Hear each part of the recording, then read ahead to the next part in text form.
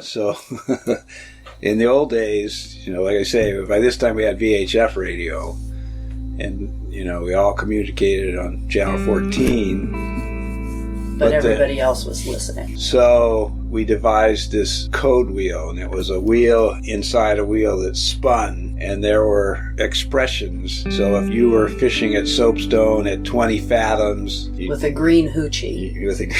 You'd get to that, and you'd say, green split pea soup, or shiver me timbers.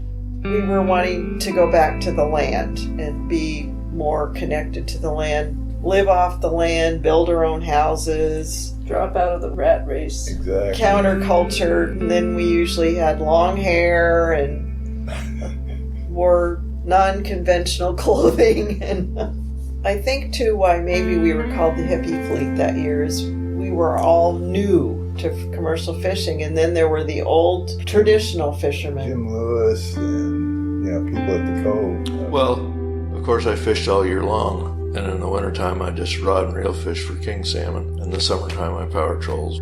But the thing about fish, they bite at certain times. And one of the times it's the most assured is at the crack of dawn, about 3:30 to 4 o'clock. And sometimes you'd make your whole day in the first 3 or 4 hours of the day. They really like fishing in rivers. That's one of the reasons we really like fishing around the Hobbit. There's a lot of tide there. So the commercial fishing it's almost like fishing in a river. I mean, you're working in the currents and the back eddies and behind points and all these things, and you basically learn to live by the tide book, because depending on which way the tide's going, that's where the fish are. So it's a fun. It's like a game, I guess. It's a challenge. Every day is different. You learn something every day. Greg was so driven. He would get up at 3:30, 4. And when he got up, that was it. We all had to get going, and we all did. Greg goes in, starts his boat, walks back outside, unties it, drives away. He goes, engine's warming up while we're rolling.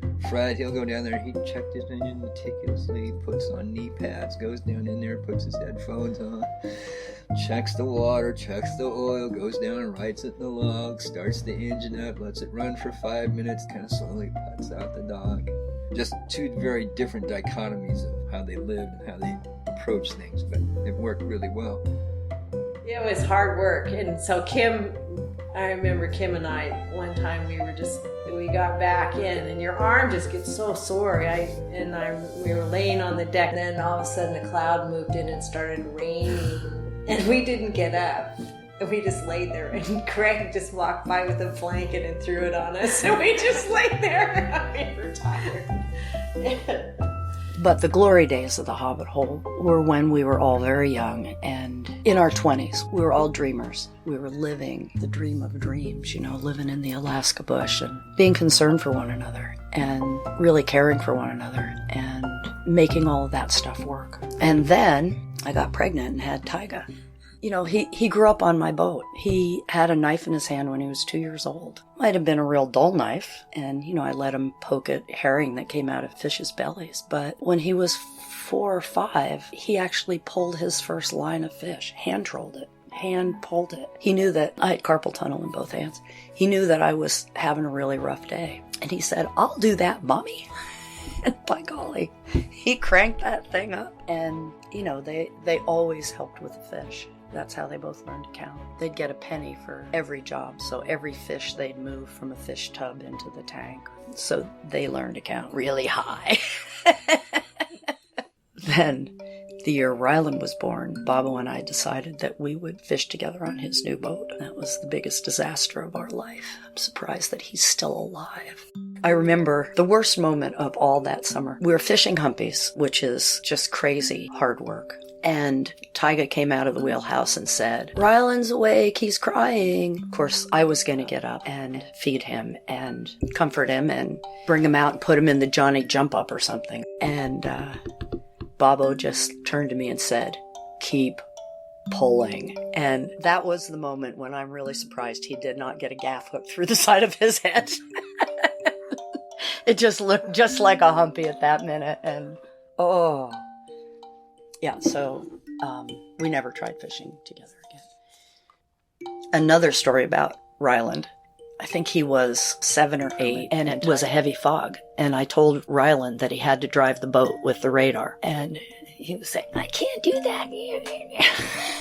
I said, no, you're going to pretend it's a video game and you're going to drive the boat because you can see the radar and the electronics. I can't. I'm in the back. And we were really catching fish, so we were working really hard. And by golly, that little boy, he just got in there and he drove that boat for us. So, the boys did grow up on the boat, and they both learned to work really, really hard.